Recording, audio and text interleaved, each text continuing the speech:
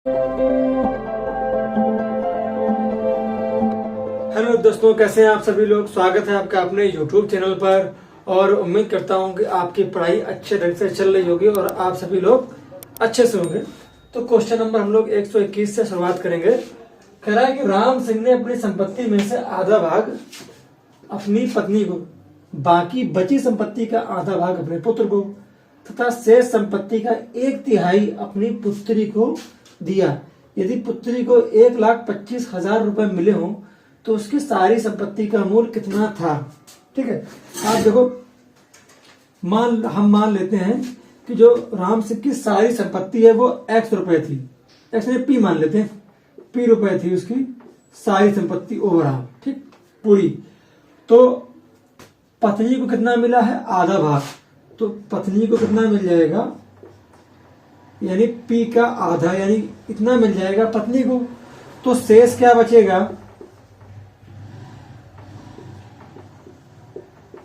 आप कहेंगे आधा ही बचेगा शेष। जब p था टोटल, आधा पत्नी को दे दिया, आधी बचेगा। और कह रहा है, और फिर बोल रहा है बाकी बची संपत्ति का आधा भाग अपने पुत्र को, यानी अब इसका आधा पुत्र को मिल जाएगा। तो पुत्र को कितना मिलेगा, यानी p/2 है, इसका आधा मिल जाएगा तो p/4 मिल जाएगा। ठीक, अब ये बताओ, इसका आधा कर देंगे, p/4 निकल आया, तो अब शेष कितना बचेगा।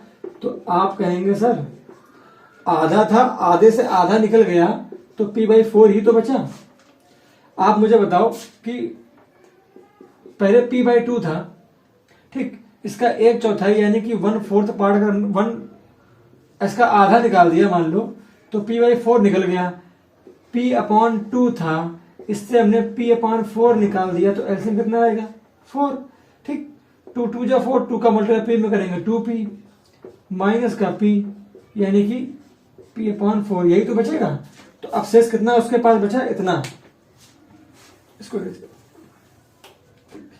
अब ये बचा शेष इतना। अब उसने फिर बोला है कि शेष संपत्ति का 1/3 अपनी पुत्री को दिया, यानी अब इसका 1/3 किसको मिलेगा, पुत्री को। तो जो पुत्री है उसको कितना मिल रहा है, p/4 का 1/3, यानी इतना, p/12। लेकिन उसने बोल दिया कि यदि पुत्री को 1,25,000 रुपए मिले हों, ठीक, तो इसको इरेज कर देते हैं।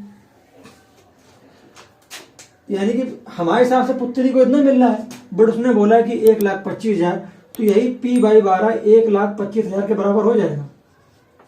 तो यहां से 12 भाग में इधर गुणा में चला जाएगा, तो p इंटू 125 30 इंटू 12 करेंगे, कितना आ जाएगा। तो यहां से मल्टीप्लाई करेंगे, कितना आ जाएगा, p = 125, एक मिनट,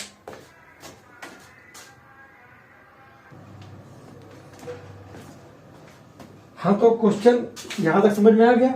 सिंपल इसका मल्टीप्लाई कर देंगे, तो 125,000 इंटू 12 0 0 0 12 5 जा 60 का 0 कैरी 6, 12 2 जा 24 24 और 6 30 का 0 कैरी 3, 12 1 जा 12 और 3 15, यानी कि 15 लाख उसकी जो है सारी संपत्ति थी। यही इस क्वेश्चन का आंसर है। हाँ, तो क्वेश्चन नंबर 122, ठीक है। एक फल विक्रेता कुल सेबों की संख्या का आधा तथा एक सेब पहले ग्राहक को, शेष का 1/3 और एक सेब दूसरे ग्राहक को, फिर शेष का 1/5 भाग तथा एक सेब तीसरे ग्राहक को देता है, बेच देता है। इसके बाद उसके पास 3 सेब बच जाते हैं। तो प्रारंभ में उसके पास कुल कितने सेब थे। ठीक है, तो इस क्वेश्चन को हम लोग बाई ऑप्शन सॉल्व करेंगे। अगर इस क्वेश्चन को हम लोग एक्स या वाई जेड या कोई वैल्यू मान के करेंगे तो क्वेश्चन बहुत लंबा हो जाएगा।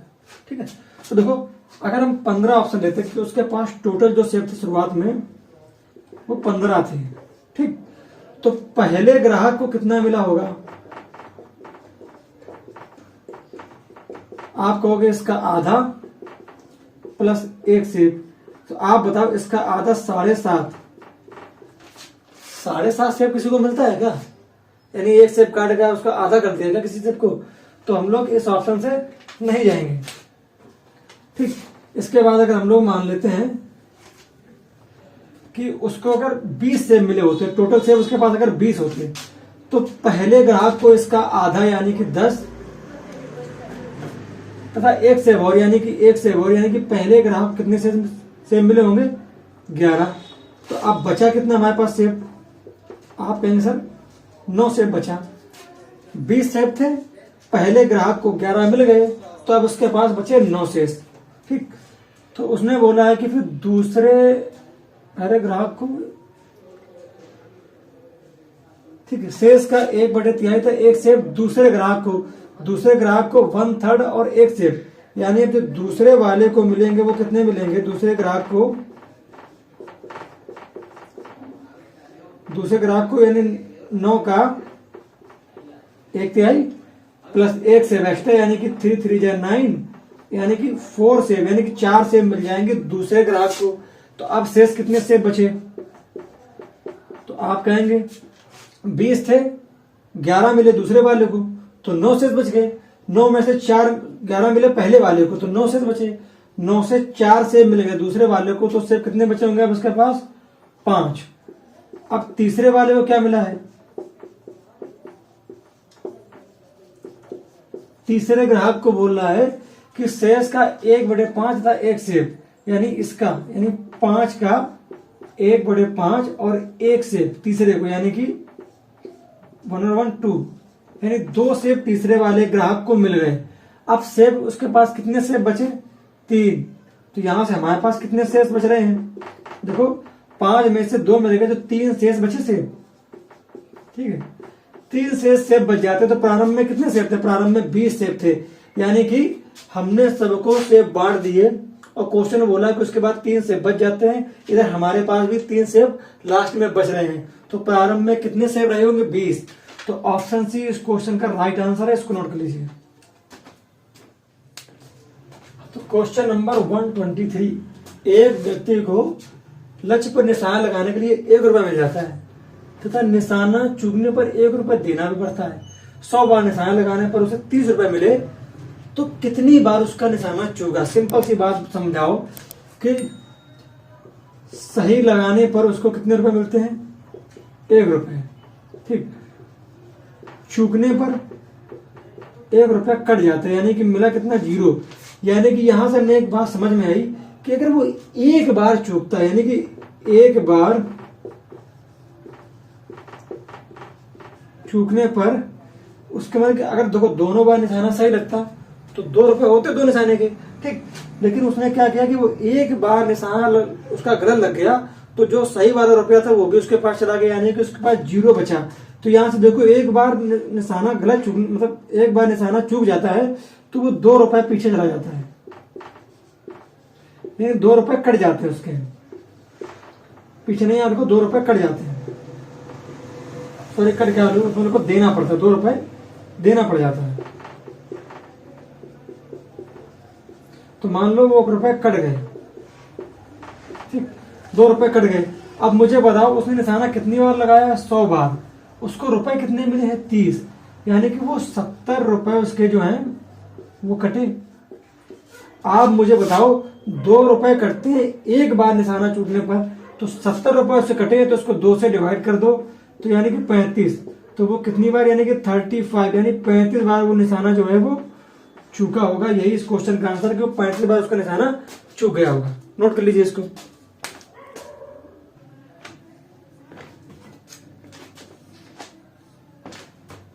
क्वेश्चन नंबर 124 कह रहा है कि एक रेल के एक आधे टिकट का मूल्य पूरे किराए का आधा है।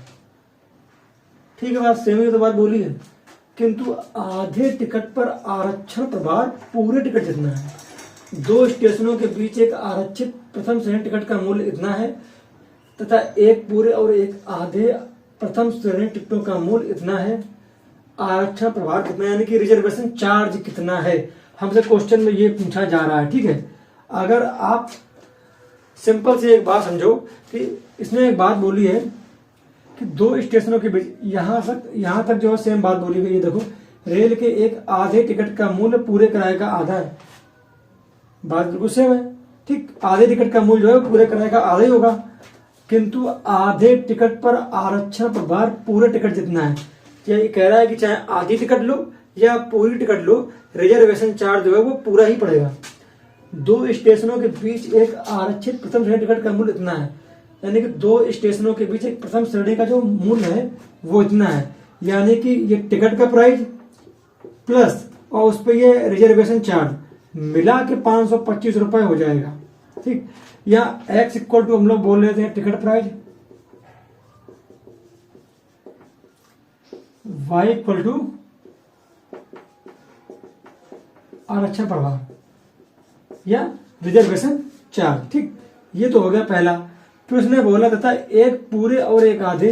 अब ये बताओ, अगर टिकट आप पूरी लोगे तो उस पे जो रिजर्वेशन चार्ज है वो तो पूरा लगने लगना है। पूरी टिकट पे रिजर्वेशन चार्ज जो है वो पूरा ही लगेगा।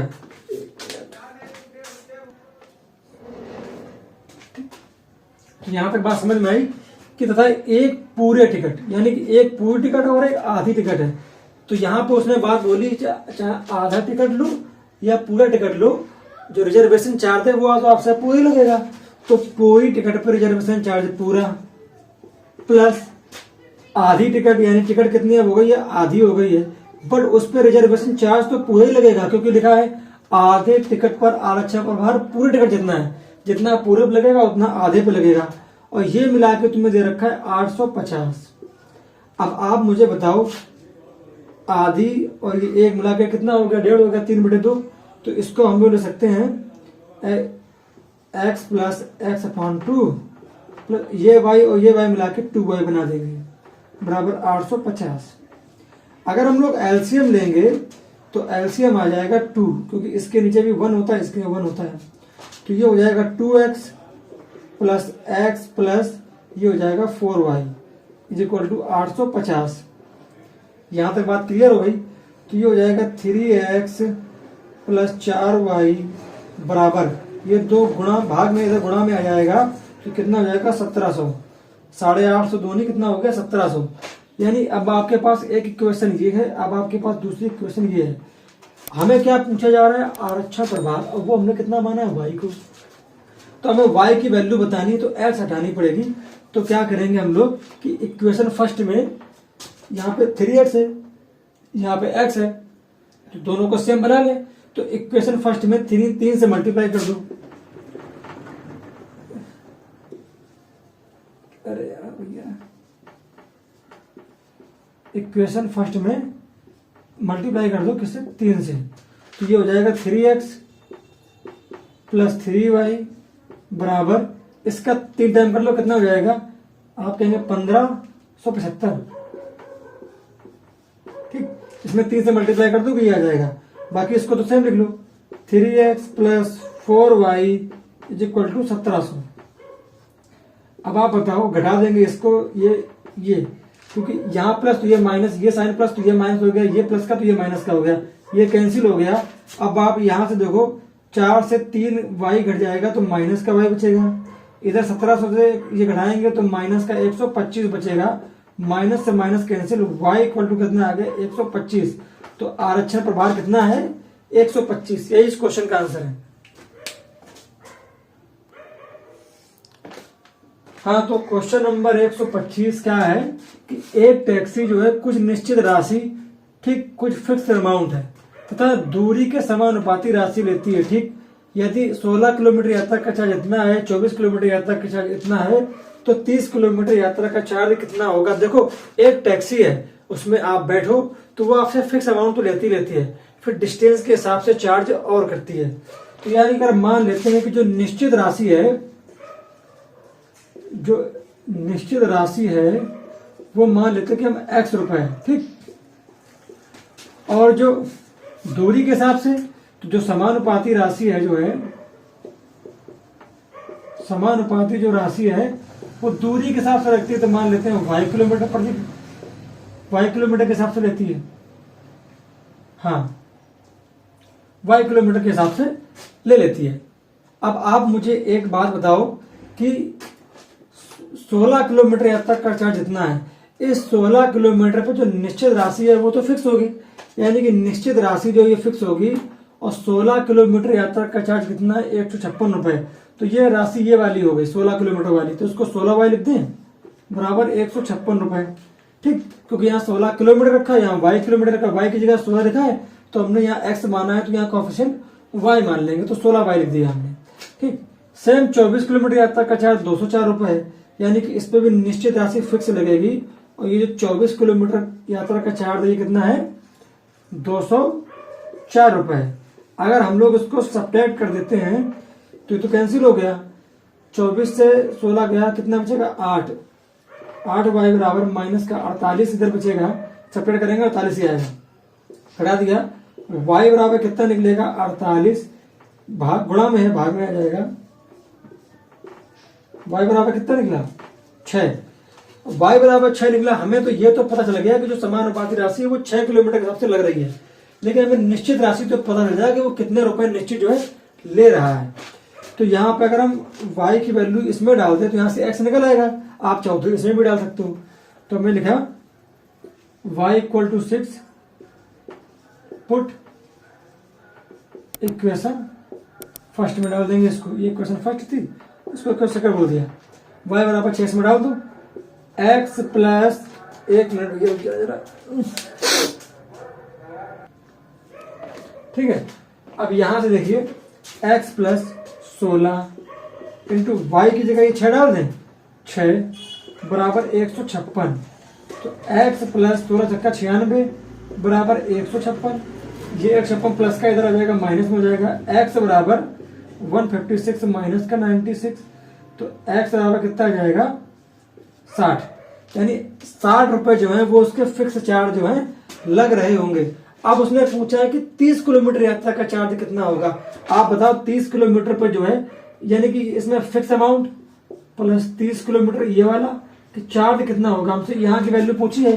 तो आप मुझे बताओ कि यहाँ पे x कितना है 60 है, प्लस 30 में इंटू वाई इक्वल टू कितना है 6 है, यानी कि 180 प्लस 60 240, यानी कि 30 किलोमीटर की यात्रा पे उसको 240 रुपए जो है वो देने पड़ेंगे। एक बार फिर समझा देता हूं कि निश्चित राशि प्लस दूरी के समानुपाती राशि जो है वो टोटल मिला के 156 है। यहाँ निश्चित राशि और 24 किलोमीटर की जो किलोमीटर की यात्रा का चार्ज है वो 204 रुपए है। तो यहाँ से हमने y इक्वल टू कितना निकाल लिया 6 निकाल लिया। y की वैल्यू हमने इक्वेशन फर्स्ट में डाली तो हमें एक निश्चित राशि जो हमसे निश्चित राशि हर बार लग रही थी 60 रुपया वो निकल के आ गई। अब आप मुझे बताओ कि उसने बोला है कि 30 किलोमीटर यात्रा का चार्ज क्या होगा। सिंपल सी बताओ 30 किलोमीटर यात्रा पर उसका जो फिक्स अमाउंट है निश्चित राशि है वो तो लगेगा ही लगेगा, प्लस 30 किलोमीटर था ये y किलोमीटर था उसको 30y कर दिया, y की वैल्यू रख दी और हमने आंसर निकाल लिया कि 30 किलोमीटर पे उसको 240 रुपए जो है देने पड़ेंगे। ये इस क्वेश्चन का आंसर है। 26 कह रहा कि एक किसान के पास कुछ मुर्गियां और कुछ बकरियां हैं, यदि उनके सबके कुल सिर 240 है और पैर जो है नहीं हाँ पैर 640 है तो मुर्गियां कितनी है। ठीक, यहाँ पे लिखो मुर्गी को मान लिया x, बकरी को बोल दिया हमने y। ठीक, तो एक सर मुर्गी का भी होता है एक सर बकरी का भी होता है, तो मुर्गी का एक सर प्लस बकरी के टोटल सर मिला के हमने कितना कर दिया 240। ठीक, यानी मुर्गी के सर बकरी के सर कितना हो गया 240 हो गए। ठीक, अब पैर मुर्गी के पैर कितने होते हैं 2, तो ये 2x हो जाएगा, बकरी के पैर कितने होते हैं 4, तो 4y हो जाएगा, टोटल मिला कितने 640 है। अब हमसे पूछा गया मुर्गियां यानी हमसे x की वैल्यू पूछी जा रही है तो हमें y को हटाना पड़ेगा। यहाँ y कितने हैं 4, यहाँ y कितना है सिंगल, तो इस इक्वेशन में हम लोग 4 से मल्टीप्लाई करा दें, तो 4 से मल्टीप्लाई कराओगे तो ये आ जाएगा 4x प्लस 4y बराबर 24 चौका 96 यानी कि 960। इसको ऐसे लिख देंगे 2x प्लस 4y बराबर 640। प्लस का minus plus minus plus minus घटा देंगे, ये कैंसिल हो गया, 4 से 2 गया 2x बचा, 960 से 640 गया 320 बचा। x बराबर 320, ये मल्टीप्लाई में डिवाइड में आ जाएगा, काटेंगे तो 160, तो x बराबर कितना आ गया 160, तो मुर्गियां कितनी होंगी 160 मुर्गियां होंगी। ये इस क्वेश्चन का आंसर है।